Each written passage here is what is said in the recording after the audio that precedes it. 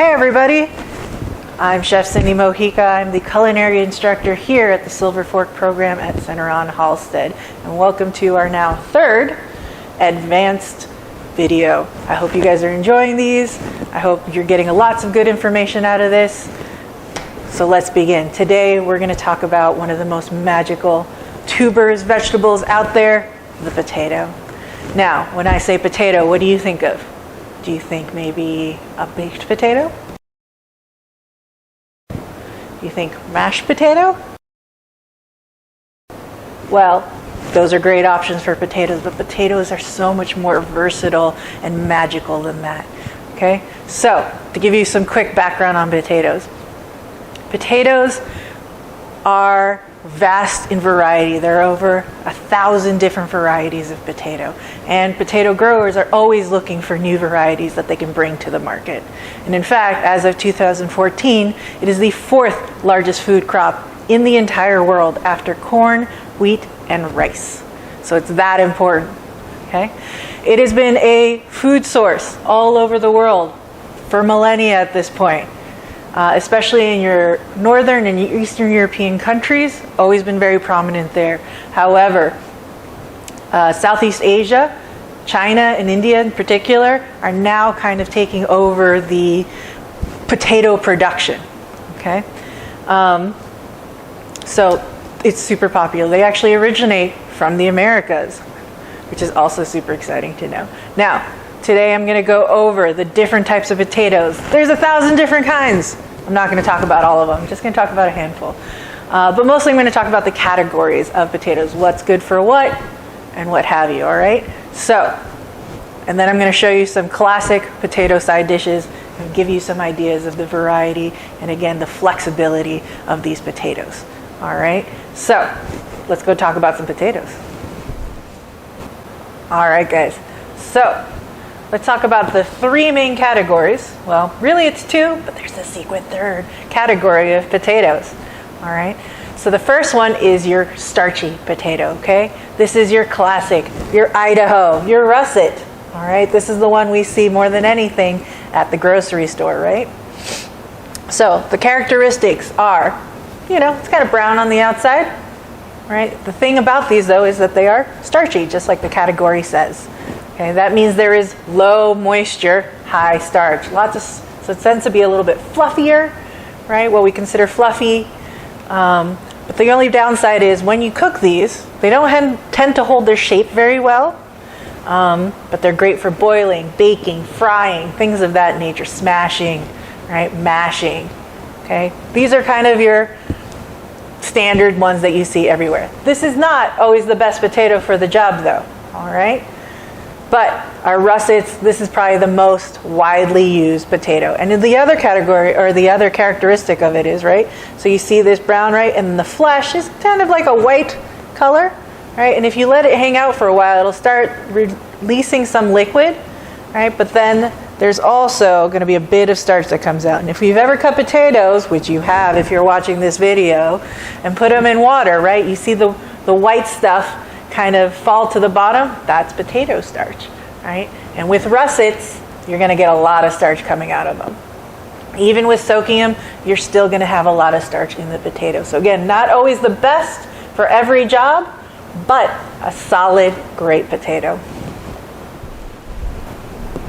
So next category is our waxy potatoes, all right? This guy, what does it look like? A red potato. That's what they're called. Usually, sometimes they're called red bliss. That's a variety of a red potato. But a red potato, red skin.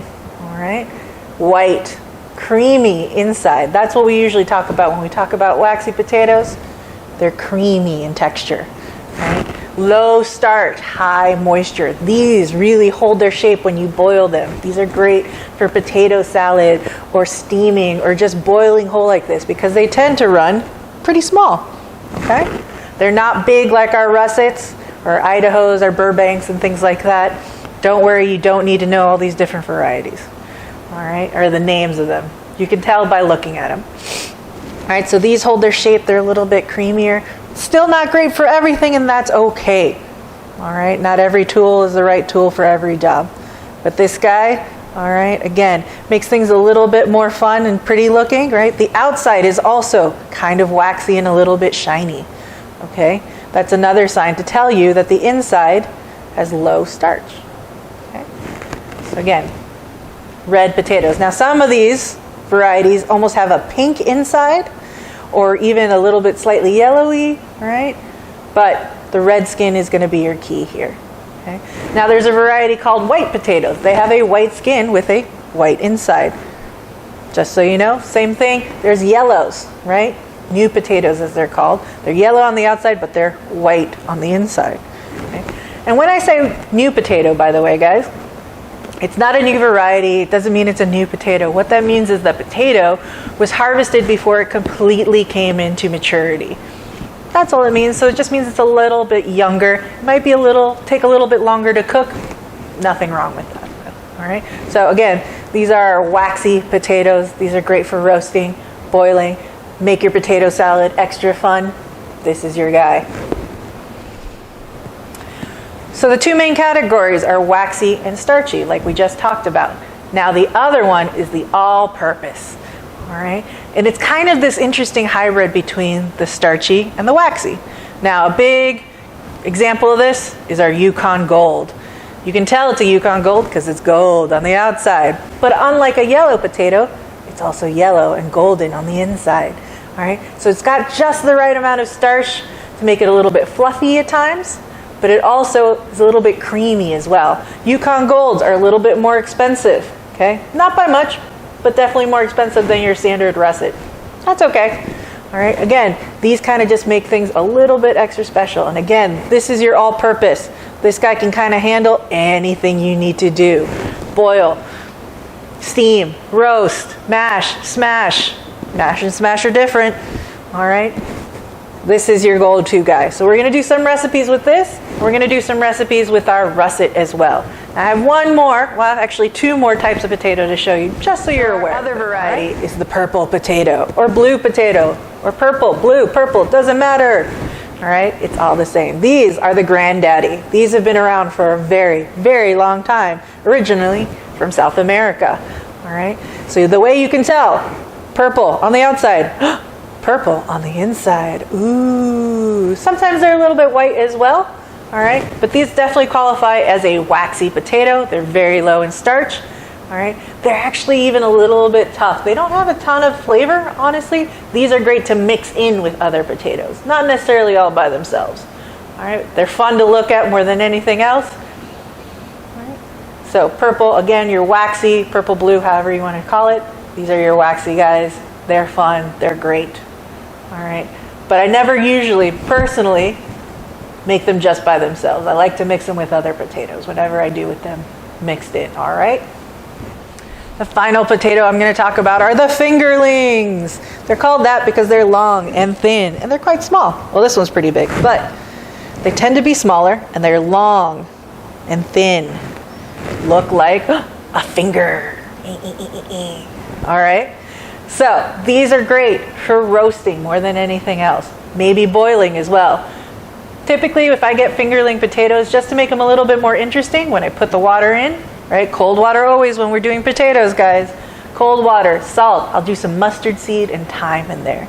And it doesn't make it too much different flavor-wise, but it boosts it, gives a little bit of an interesting flavor, right? And those are inexpensive ingredients that you can add to your potato water to make it flavorful, right? Without adding cream, butter, all those other things that are more expensive, right? It stays vegan, all that fun stuff, right? But these guys, okay, they fall kind of in the waxy family. You never want to make mashed potatoes out of this. They're too small, they're too young.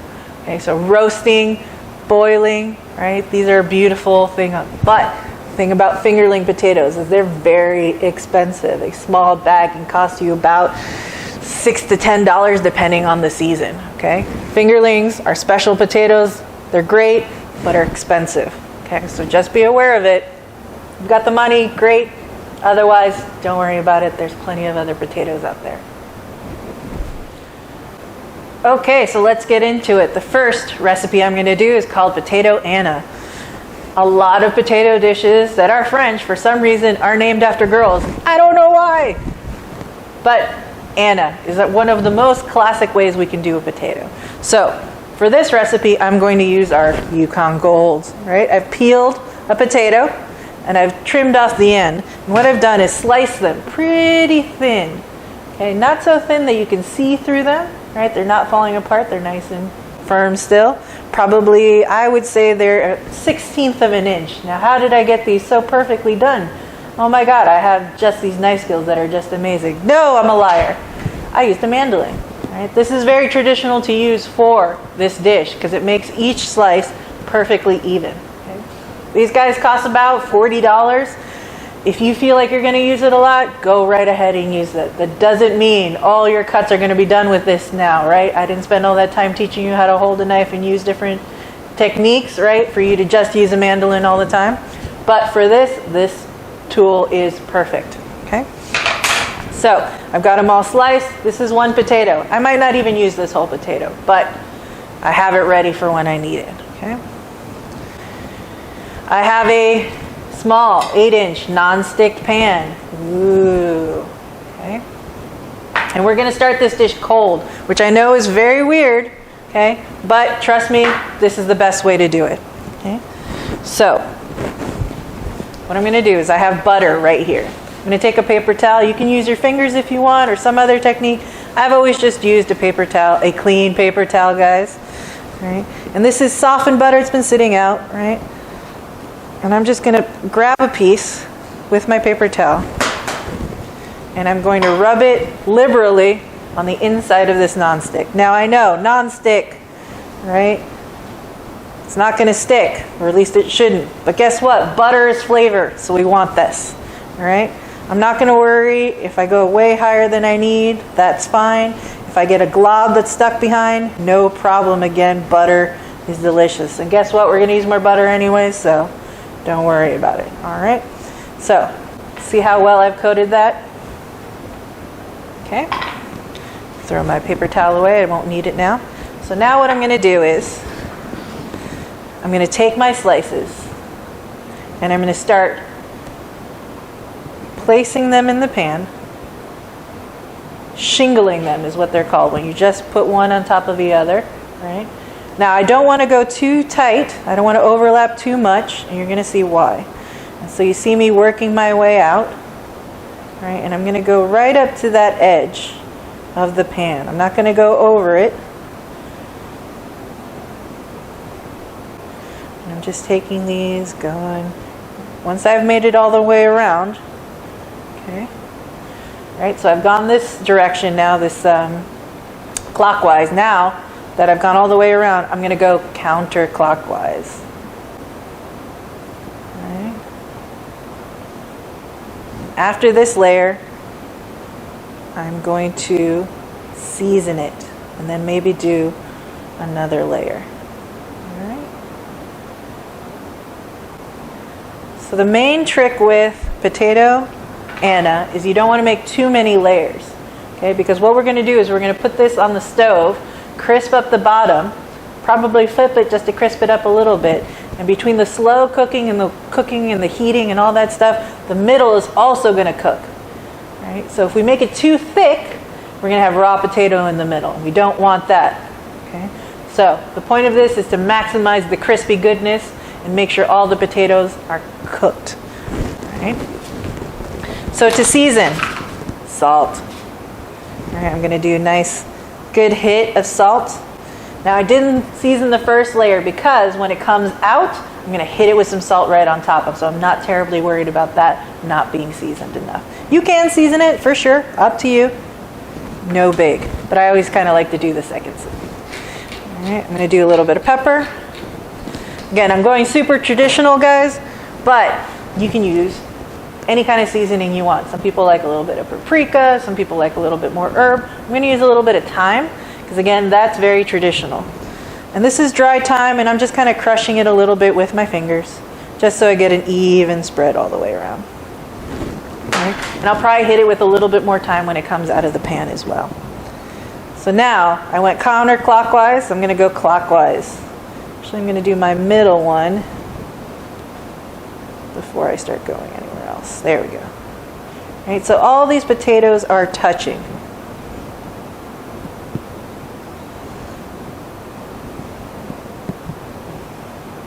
just what I want, right? You don't want to shingle them too hard, right?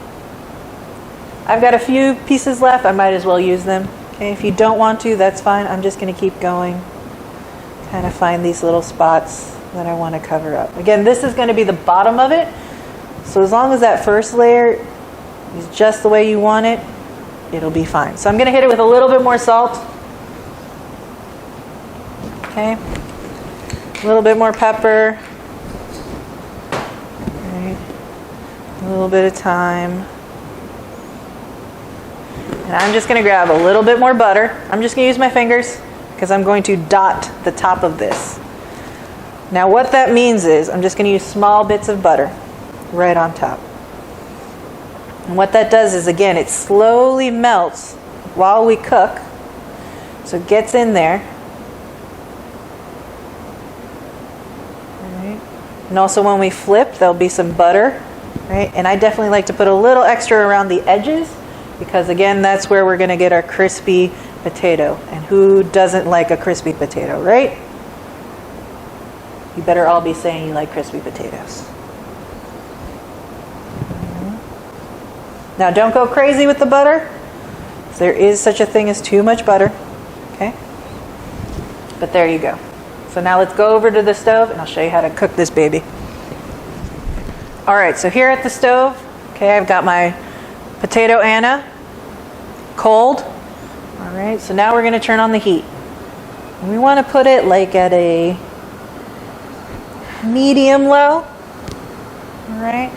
Not low, but not a full medium either. Now you can see that butter melting straight away, or at least I think I can see it for sure. Okay? Right, because it was about room temp, maybe a little bit colder than room temp. I've also got a rubber spatula here because we never use metal on non-stick pans, correct? That's right, chef. Okay? So what I'm looking for is I want to see that butter melting. Right? And then once that butter melts, I'm going to start hearing some sizzling. And then that's when I know it's going to get crispy on the bottom. And then I'm also then going to check it to see if I've got the right crisp for when I flip. Okay? So this takes a little bit of patience. All right, but don't worry. It's worth it, I promise.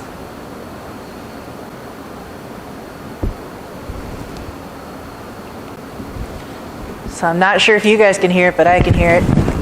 Get my mic in there. So I can hear that sizzling happening. That's exactly what I want. Don't worry if these top globs don't melt. All right. Again, we're going to flip this. And so that butter stuff will definitely melt. All right. But having it ready is perfect. Now you can tell if it's sticking or not if you shake it, right? You can see it moving. All right, that's why you want to take care of your non-stick pans, guys. All right, because you can do stuff like this. All right.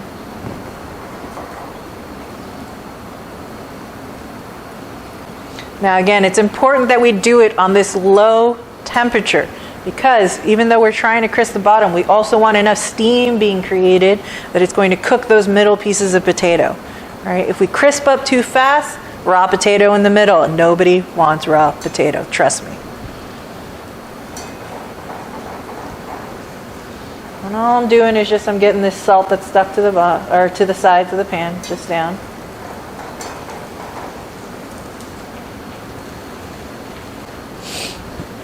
All right, and again, I can give it a shakeroo.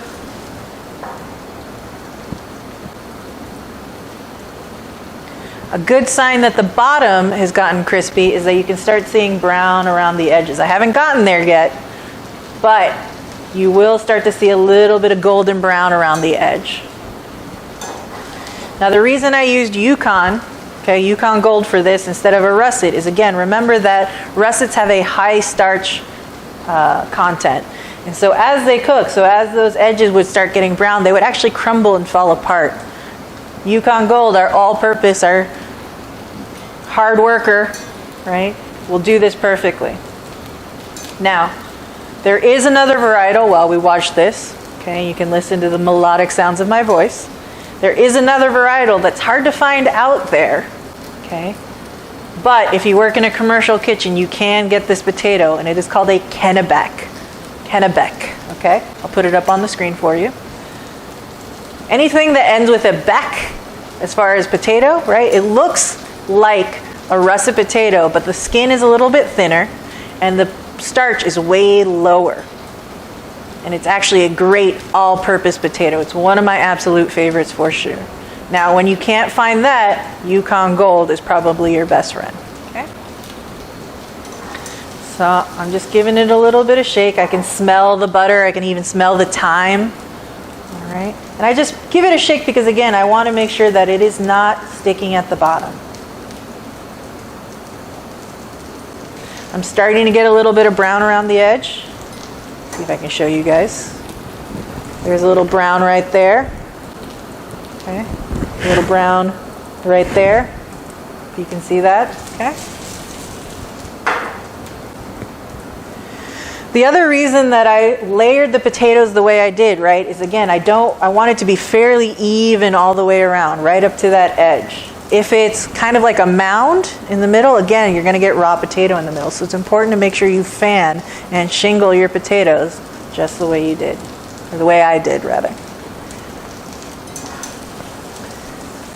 Now, why am I showing you this very old school, slow going potato? Well, guys, this is a great one you can make ahead if you're working. And again, a lot of these potatoes that I'm going to show you today are great for doing a lot of, or if you're just trying to make special potato sides, right? Make something a little bit more interesting. But this is something you can make a bunch of them ahead of time, cool them down, keep them in the fridge. And then you can warm them up in the oven just to heat them through and serve them up very easily. So it's something that you can do ahead of time, and they're going to hold together really well. And they look extra special. All right. You can make them bigger. Again, as long as you have that non-stick, don't make them too thick. You'll be good to go. All right, so now I'm just going to sneak my spatula under here. Whoa, yeah. You see that brown? Yes. All right, I'm just going to go a little bit longer. Got to be patient. A little bit longer. And then I'm going to flip this guy.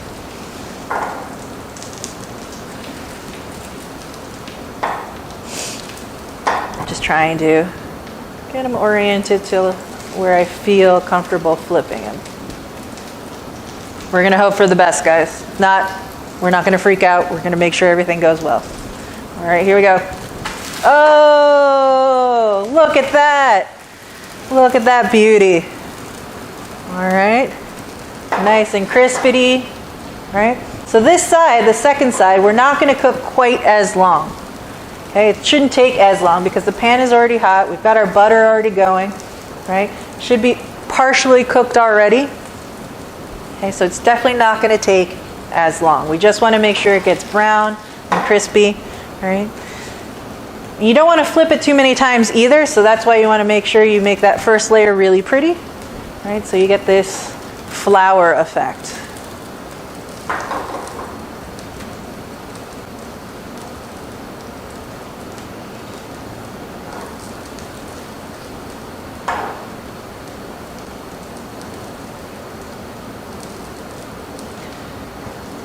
So I'm cooking this to make sure it's cooked all the way, right? Because I'm going to eat it. But again, if I was making a bunch of these ahead of time, I would just make sure I get brown on both sides, lay them out on a sheet pan. And then when I reheat them, I just make sure they're heated all the way through, and then I can check, right? You're going to take it still most of the way over, right, to cooking. But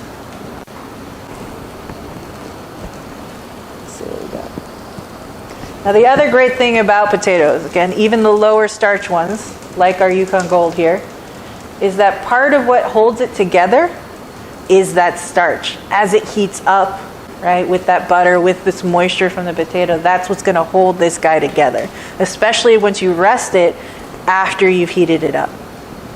Right, so that's why I was able to flip it all in one go. It's all its own starches. We're holding it together.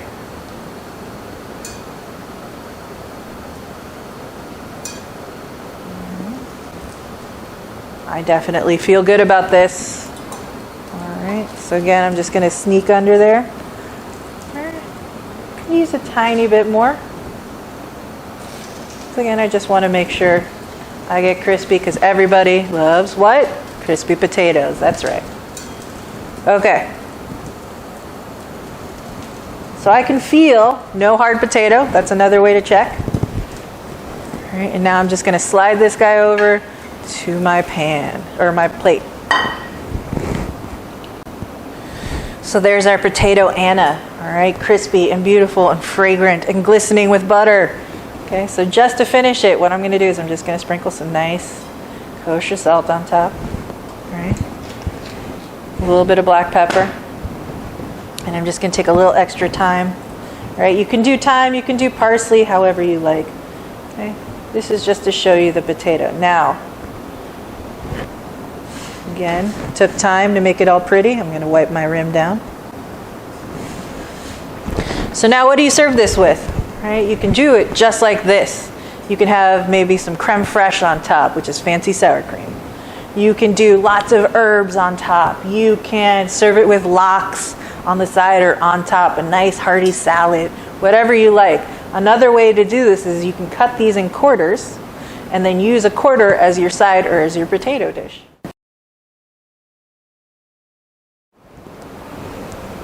Just to show you, here is a cut piece of that Anna. All right, it's still a little warm, but if I were to let it cool down, I could totally hold it with my hand, right? It wouldn't fall apart because of all those starches. It's very hot.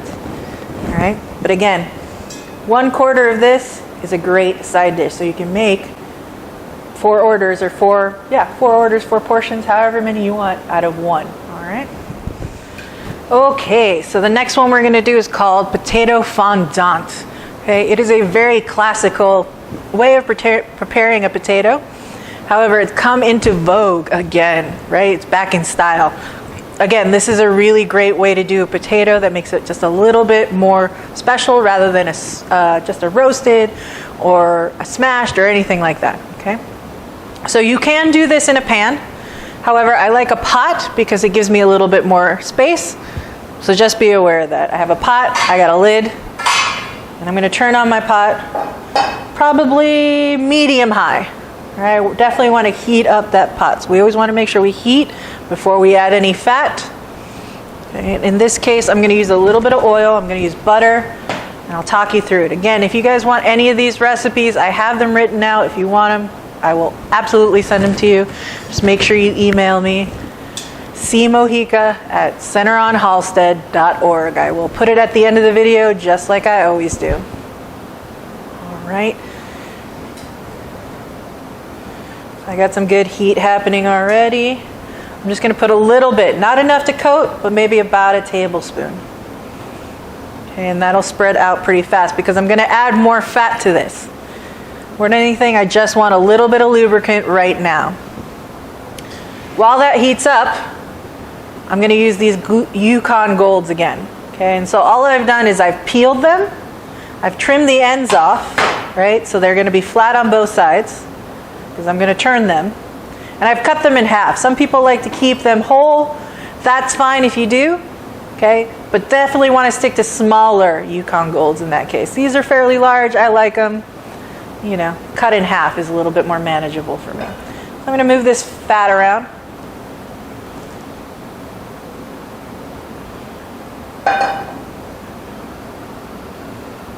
My heat got a little low there. Again, medium high is about where we want to be.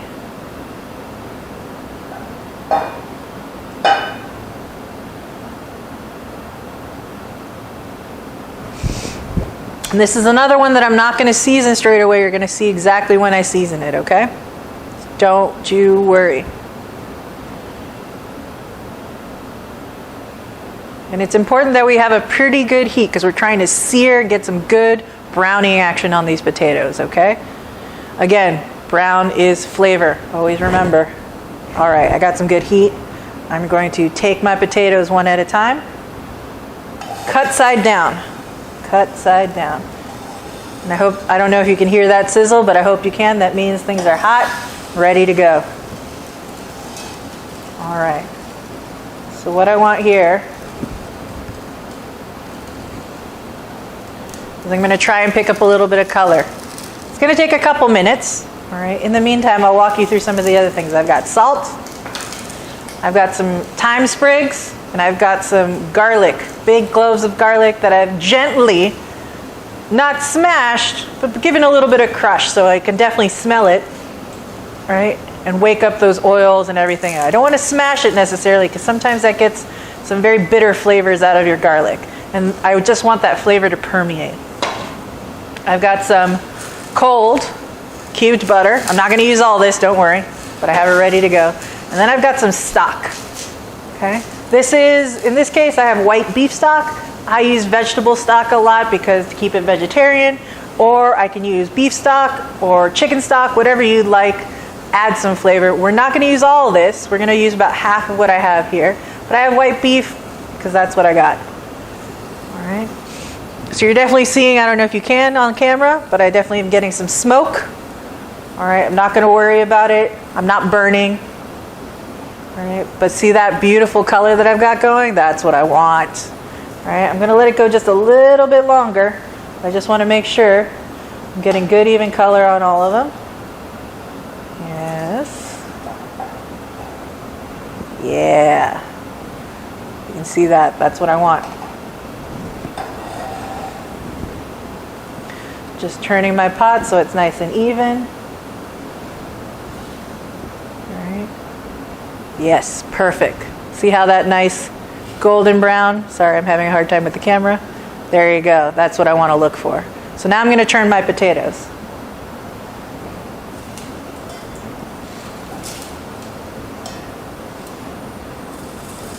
Going to struggle bust for a second. Trying to be gentle with them. There we go.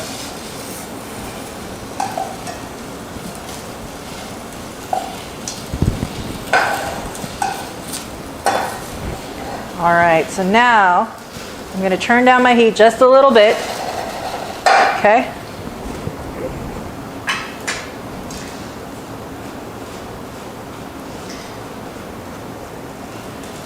Now, I'm going to add a couple of these cubes of butter, probably about 4 of these cubes of butter. They're probably just under a tablespoon each.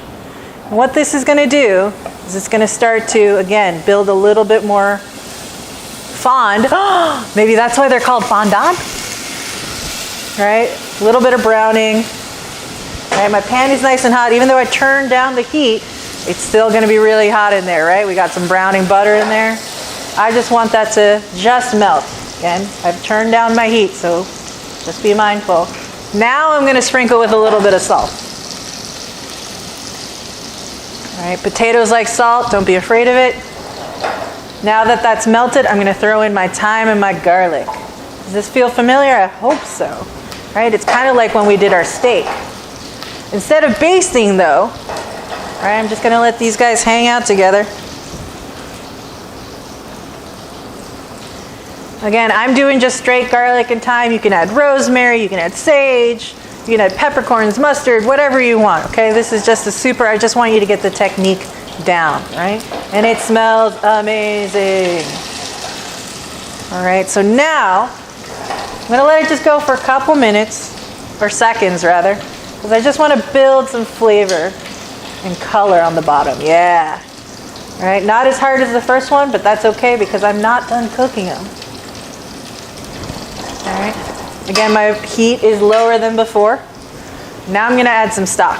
Okay. Again, about a half of this. This is about just over a cup and a half, right? So maybe cup 3 1/4, depending. Right. Be careful when you do this part because this is water essentially, and that's a lot of fat. So there's going to be a lot of splatter.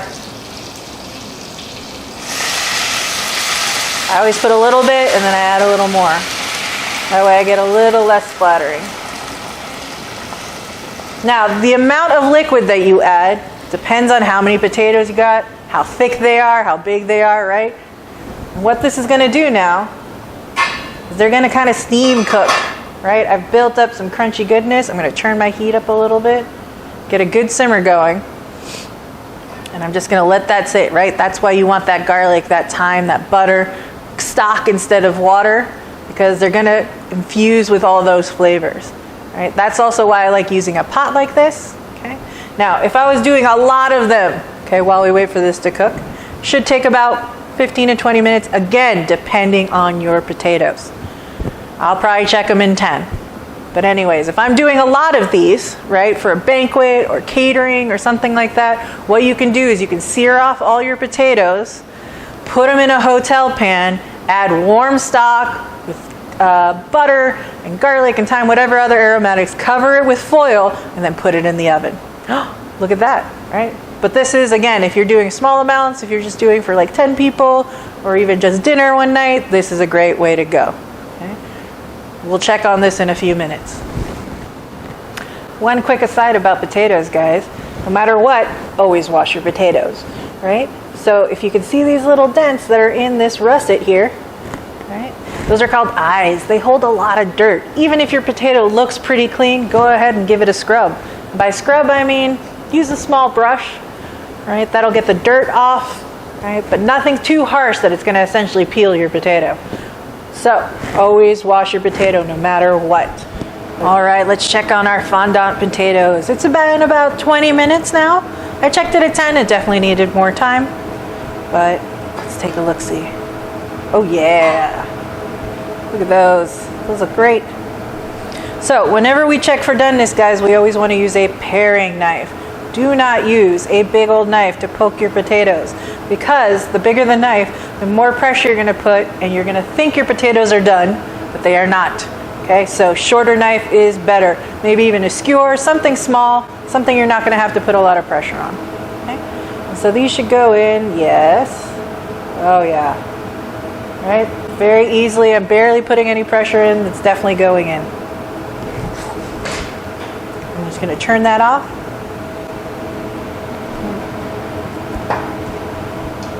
And just so you, in case anybody asks, you can't really use the stock that's left over in here. It's kind of starchy and weird, but you can always save it, reduce it down a little bit, and glaze your potatoes with it a little bit so they're nice and shiny when you present them. And I'm just going to pull them out, and I'm putting them on a sizzle platter right now. And again, if you're doing this for a banquet or for a lot, you can make these ahead of time. Have them ready to go, and they reheat beautifully. Oh, look at that, right? These look a little extra special. They look a little rustic, but they also have like this beautiful caramelization that you've created, right? That yellow color, which is a little bit more interesting, okay? So I'm gonna cut into this one right here perfectly, right? And now it's creamy. I can smell the stock and the garlic and the thyme and the butter, right? And now I can cut that, and that's got some nice presentation quality to it. I'm gonna go off camera and eat these now.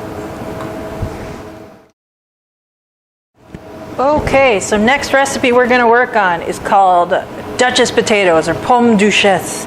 Again, not sure why all these potato recipes are named after girls, but they are. Sorry, the hood was on. So what I've done to start with our pomme duchesse, okay, is I've made essentially mashed potatoes. I cooked our potatoes, cut them up, peeled, russet potato in this case because I want that starch content. Water, cold water, salt, bring it up to a boil, bring it down to a simmer, let them cook until they are tender. Then I let them steam, and then rice them. Put them through the ricer, make them nice and fluffy. If you don't have a ricer, guess what? You can mash them. Okay, but just be careful not to over mash for this recipe because we are not making mashed potatoes. So I use the same pot I cooked everything in because there's a little bit of warmth in it, and that's what I want. Okay, so I've done nothing else. At this point, I've pretty much made mashed potatoes, and you should know how to make mashed potatoes by now. Okay, so nothing in here, just the potatoes that I put through the ricer. I've got 2 tablespoons of butter, room temperature. I'm just going to drop them in. And these potatoes are still warm. Okay, I just let them steam out, right? I'm trying to reduce the amount of moisture in here. And I'm just folding it in gently. Again, I don't want to overwork this because it will get gluey. And I'm going to mix in quite a few things. So I don't want to over mix or over mash. Okay, I'm just helping that butter break down. All right, just want to make sure it melts in.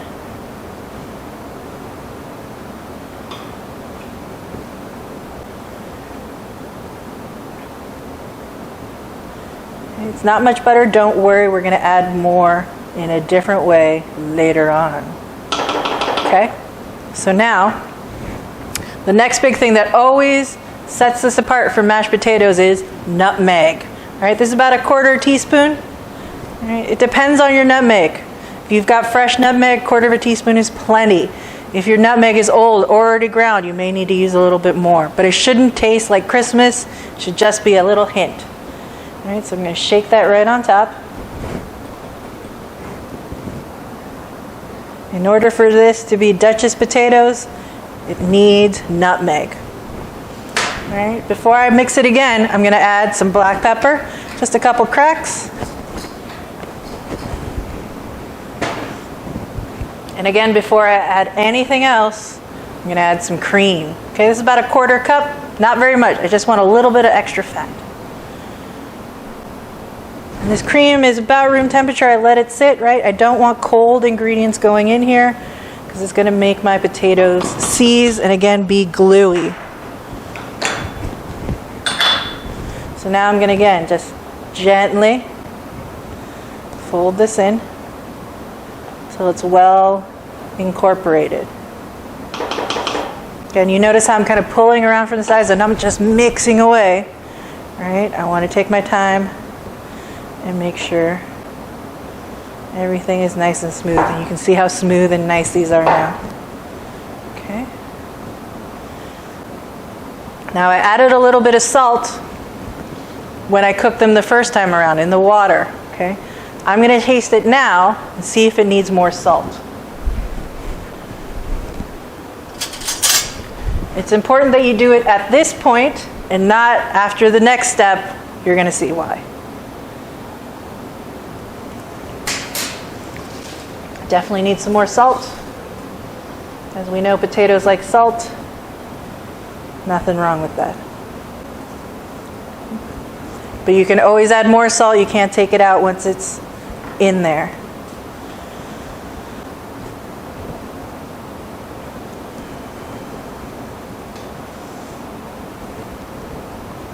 If you remember when we made mashed potatoes before, right, we heated up our milk and dairy and all that stuff. I didn't do this time because it's such a small amount that I'm putting in. I'm not trying to make it super loose and creamy. Right? I just want a little bit of that fat. Okay. So I'm going to taste again.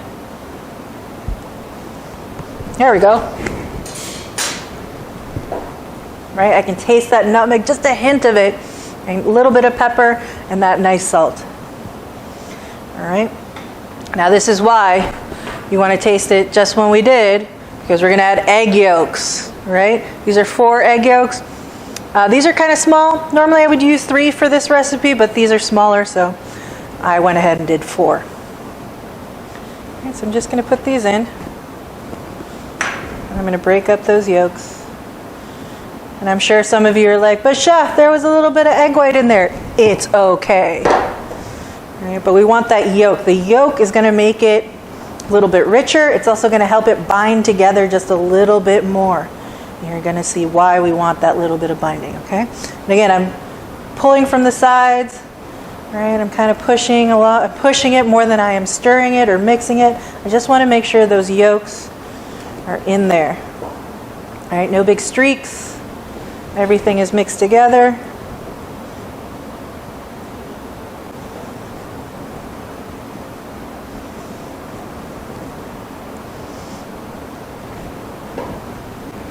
All right, there we go, nice and mixed.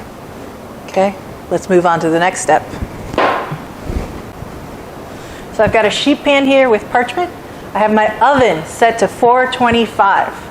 Okay, preheated 425. In this case, convection. I always do convection. Okay. I've got a pastry bag. It is fitted with a star tip. Okay, the star tip is important in this case. You're going to see why in a second. We don't want a round tip. And for these big guys, these star tips, they usually cost, don't pay more than like $4 for one. Okay, that's like a super fancy one. Get yourself a nice fat star tip. that is super useful. So what I'm going to do is, I'm going to take some of our mixture here and fill it into my little pastry bag setup. Did not grab our fancy pastry bag holders. That's okay. I'll make do. This is not very much mixture, so I'm going to use all of it. Just put it in here because I know I can handle it. All right. So now I'm going to take our pastry bag that I have folded over.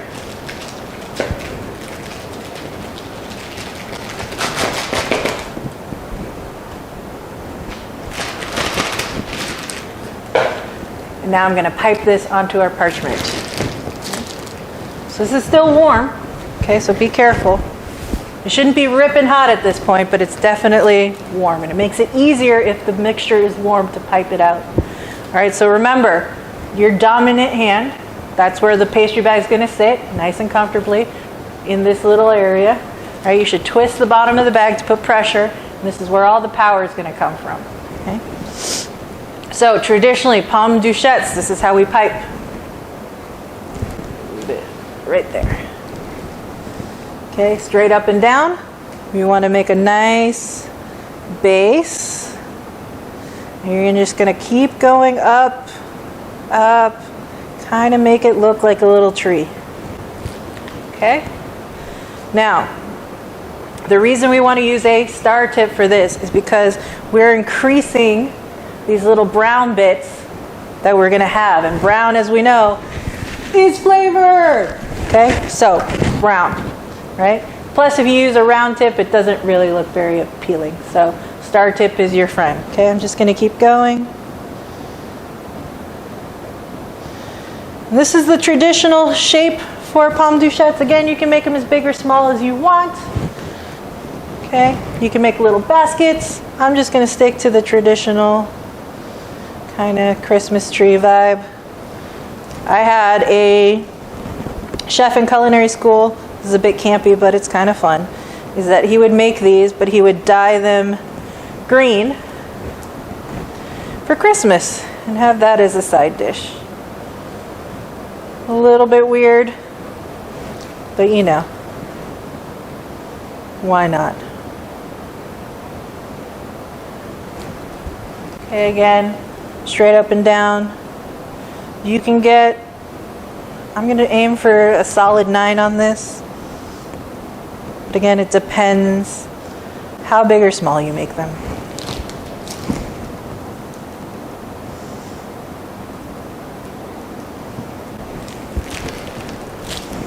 A little bit bigger on that guy. Have a little bit extra. I'm going to make a weird little small one. Why not?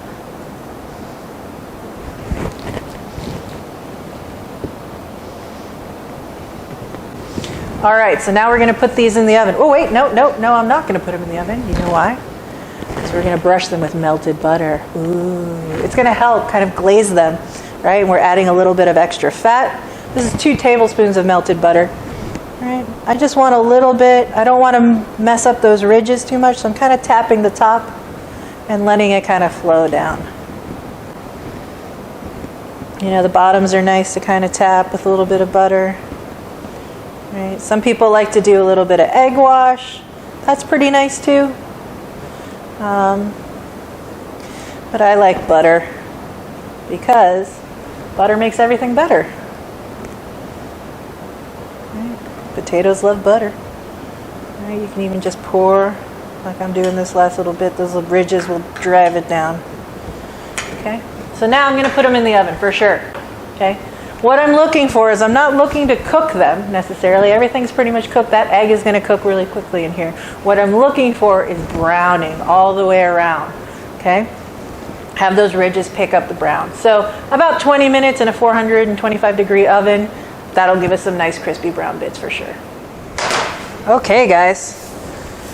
So these are pomme duchettes straight out of the oven. Look at how good they look.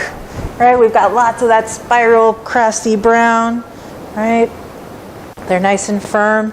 It's good to let them sit, Okay, just for a couple minutes before you try and move them. They're going to be very hot. Okay, so you're not going to lose a lot of heat. Don't you worry. But the nice thing about them is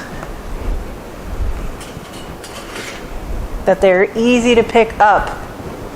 Okay, and move them over. So again, this is another thing that you can do ahead of time. And then throw them in the oven just to finish them. Get those nice brown colors. This is another good time. You can hit them with a little bit of extra butter if you want to glaze them. But there you go. Nice little pomme duchette. Okay, again, this is great. Banquet hall stuff. Gravy on top of this is great. Okay. I've done it super basic, but you can definitely put some herbs. You can put some cheese. Okay, any fun stuff that you want to make. You want to make them garlicky, go right ahead. Okay, but these guys are a classic. Here's even this little guy that I did slightly different. These are a classic. And see how easy it is for me to pick them up and move them around? All right, again, they're going to hold heat really well. Right, and it's a little bit drier, and it's just a little bit more interesting as far as presentation is concerned. Instead of having just a plain old mashed potato, which is still great, but you can do something a little extra special. All right, so let's move on to our last, but certainly not least, potato dish I'm going to do. It's called pomme dauphine. Okay? Daphne, if you want to be American or Midwestern about it. So, the cool thing about this one is it actually starts with a pas de choux. And you better know what a pas de choux is because I taught you how to do it. Okay? But it's a small amount of pas de choux and it's slightly more involved. Okay? So in my pot I have just a half a cup of water, about 2 tablespoons of butter, and about a half a teaspoon of salt. Alright? So I'm going to bring this up to a boil. This is the same pot I cooked my potatoes that I'm going to use for it. And I'll talk about those, how I cook those potatoes in a second. Or while we wait, I'll tell you. What it is I just cooked the potatoes just like I did. I'm using russet potatoes, peeled them, chunked them into a pot. Water, salt, bring them to a boil, bring them to a simmer. Cook them until they were tender. Let them steam out. Okay, drain them, steam. Once the steam stopped, then I rice them. Okay, and see in a second, the extra step I did on them is I laid them out and then I put them in the oven, a 300-degree oven, for about 5 minutes just to help them dry out a little bit more. Okay? Moisture is very difficult in this. If you get too much moisture in this dish, it becomes difficult, and you're going to see why. All right, so I just want this to come up to at least a simmer.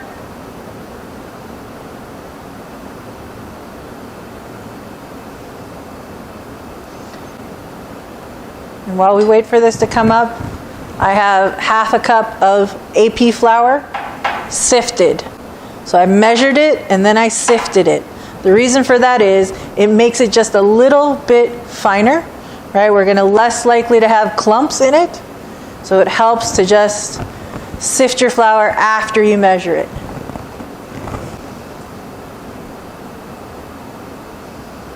All right, so I'm getting some bubblage.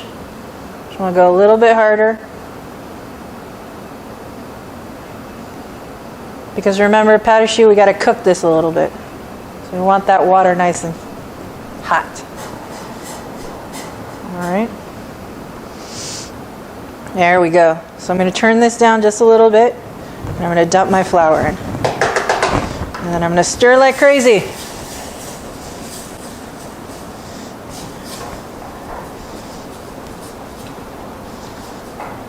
Yeah. All right, you see how it's turning into a ball, but it's still a little bit clumpy, so we want to keep going until it turns into a nice, neat ball, and it's really pulling away.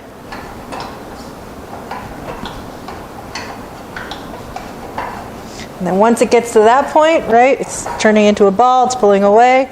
We want to still keep it going. 30 seconds to a minute, right? We want to cook whatever little bit of moisture is in there and that little bit of flour, right? So it's not raw. We want to build some starches, some gluten, because that's going to help us out quite a bit.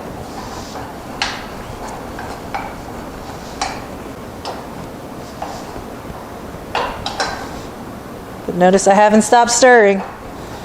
Okay. Okay, I feel good about that. That's nice and tight. Okay. Good.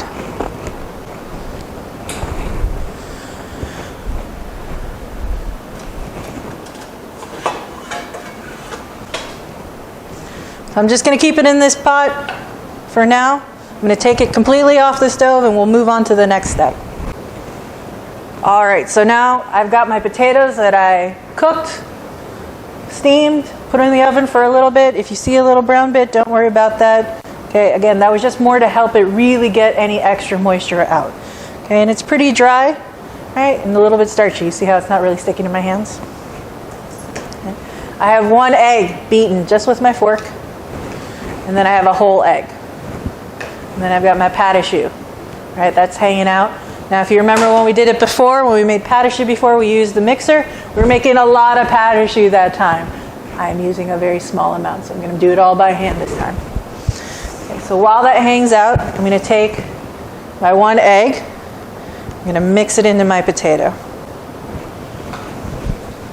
The rubber spatula. Again, I don't want to over mix it, but I want to make sure that yolk is really in there.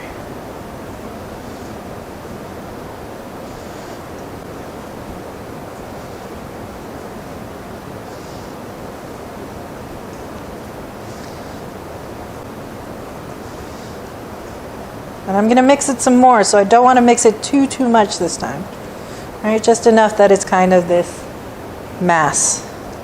All right, and again, you saw me, I was kind of pulling from the side. I'm going to put that aside for a second. Now, I'm going to finish my pâte choux, right? Because we're going to put that beaten egg into here. I'm just going to do a little bit at a time. Okay, similar to when we did it with the machine, right? We added 1 egg at a time. There's only 1 egg, so I'm just going to add a little bit of this and then mix really well. And then I'll add the rest.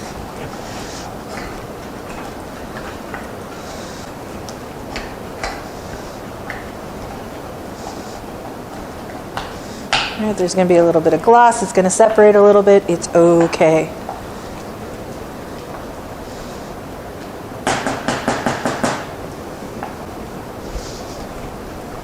But it's going to get a little stretchy. Beauty. Now I know I can add a little bit more. I'm going to do just a little bit more. Do it in 3s. Why not? Some recipes say to do it a tablespoon at a time. And you're just mixing or getting a tablespoon dirty. So just eyeball it. You'll be fine.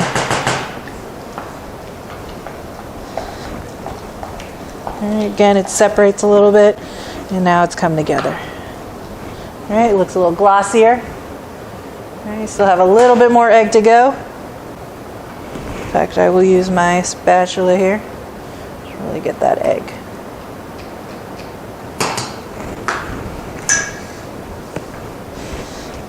And I just want that egg really beaten in there.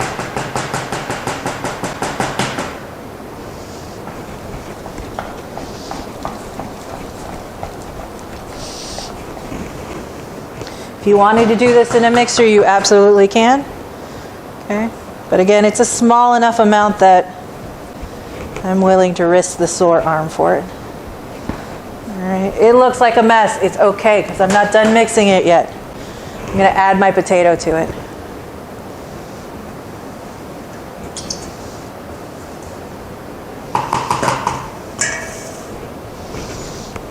And kind of the same vibe. I'm going to pull from the sides, and I just want it to be well mixed together. I don't want there to be big clumps of pâte choux. I don't want there to be big clumps of potato. Use my spatula here.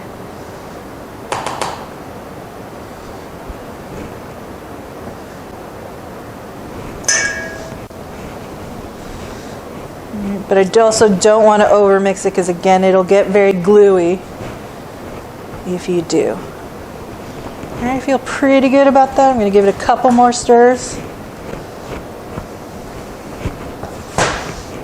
Yeah, that looks good. All right, You thought we're done. We're not. There's one more step. Final step.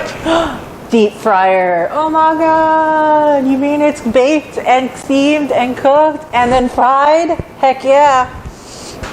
So what I've got here is I've got a handy dandy scoop. You don't have to use a scoop, guys. I just happen to have them. I like the way it makes the shape. Totally fine. You can use a spoon. You can make canals. You can make them in any shape you want. But I like a good little scoop. All right, so I've got my pat a choux potato mix, my dauphine mix, if you will. My deep fryer, you want to make sure it's between 320 and 340 at the highest, okay? Mine is set to about 340. So my heat is nice and high, right? 340. Got my scoop. I'm going to take a little bit of this mixture, and I'm actually going to not just scoop it, but I'm actually going to roll it, all right? Because I like mine nice and round, all right? And I'm just going to drop it in to that nice hot fat. And I'm going to move kind of quickly for this, because I want them all to cook at about the same time. Again, you can make any shape you want. This is just what I like to do. And it's pretty traditional. Now you don't want to fry too many at a time, because what happens when you put something in there is that it drops the temperature. Maybe 2 more, just to keep things going.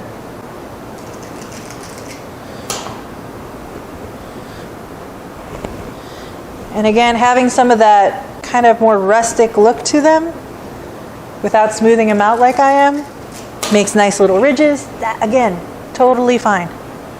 I'm just doing it this way because that's just the way I like to do it. So I got about 6 in there. And you can see, let's see if I can move this a little bit closer, right? We got lots of fine bubbles. So remember that this is all cooked at this point, pretty much, except for that egg. All right, so what we're looking for is golden brown delicious, right? Because if I haven't said it enough, brown is flavor. All right, so they'll float to the top. And then after that, the bubbles will slow down. You probably have to turn them. That's why I have this spatula here. It's always good to have something you can turn them with. All right, and you'll be able to see the golden brown look when they're ready. So let's see if I can. There we go. Stare into the fat.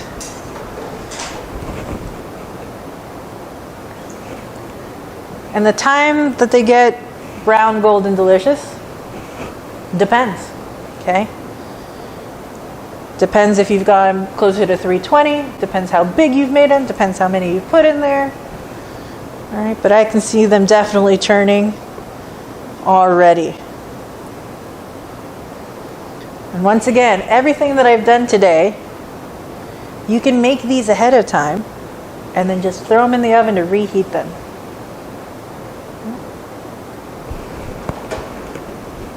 And I've gone super basic on these, but this is a great one that you can definitely add stuff to.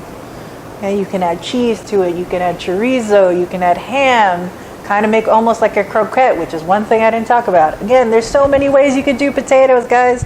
I barely touched the surface. We barely looked at the surface of the things we can do with potatoes. Okay. Sometimes I'll just add a little bit of paprika to them just to make them that little bit of special. You don't have to go crazy. Herbs. What else? Okay. The only thing you don't want to do is add something that has a lot of water in it, right? If you use spinach in something like this, make sure you chop it fine and then you really squeeze out all the water that it has. Okay. Same thing with something like zucchini or any type of dark green. You want to make sure you squeeze out excess water. Okay? But you can definitely add it to this mixture.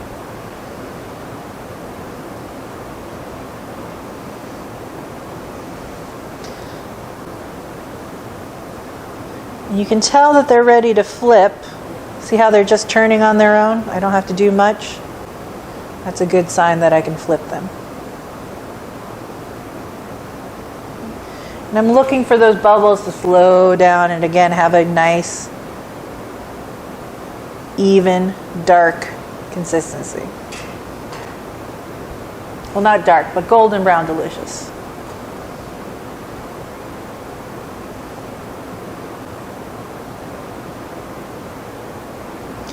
And traditionally, you would serve these. You can serve this as an appetizer. You can put a little dollop of like tasty aioli and herbs. Boom. They're light and fluffy. Right? They're not heavy by any means. You can also use them, pile a bunch next to you. There's your meat and potatoes. Lots of different applications.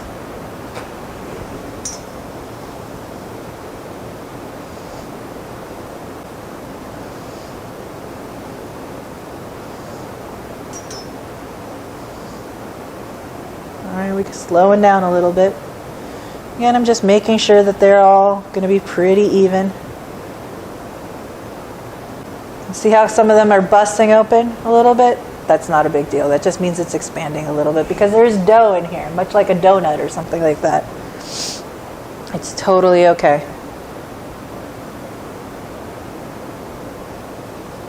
I just want to make sure those little seams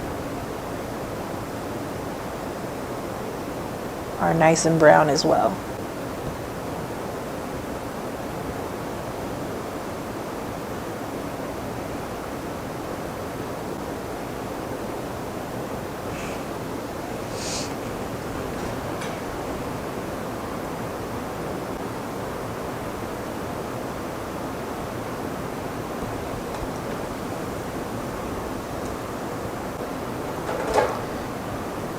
One of these is busting open a lot, so I just want to make sure again that, you know what, I might call them. We'll see. The rest of these look beautiful. But I like mine pretty golden brown.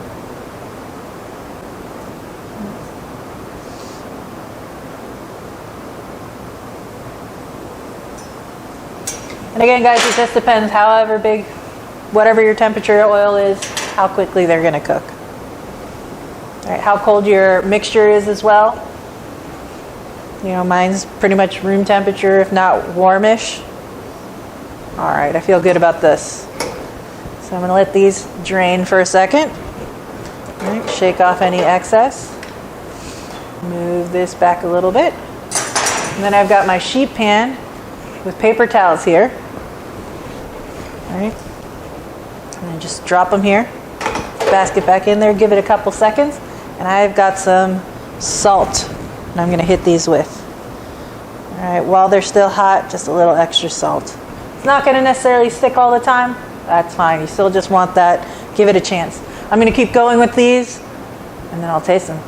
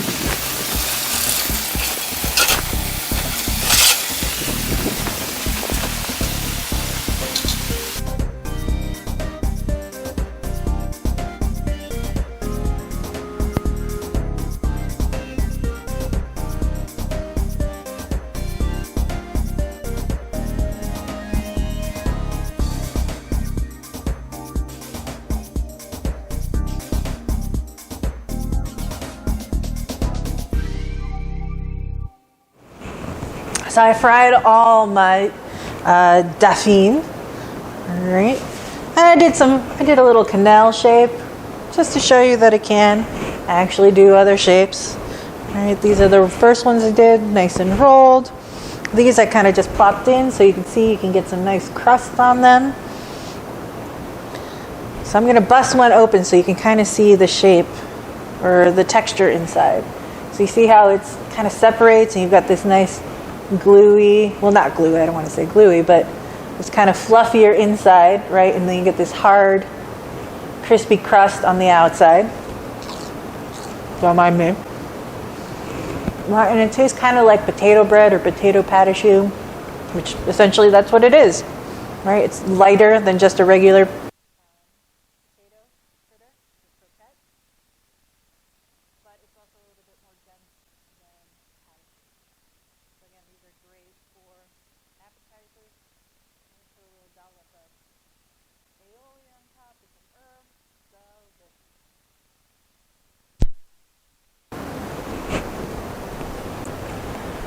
Well, everyone, I hope you enjoyed today's video on potatoes. Like I said, we haven't even touched the surface. We've only glanced at the surface of what potatoes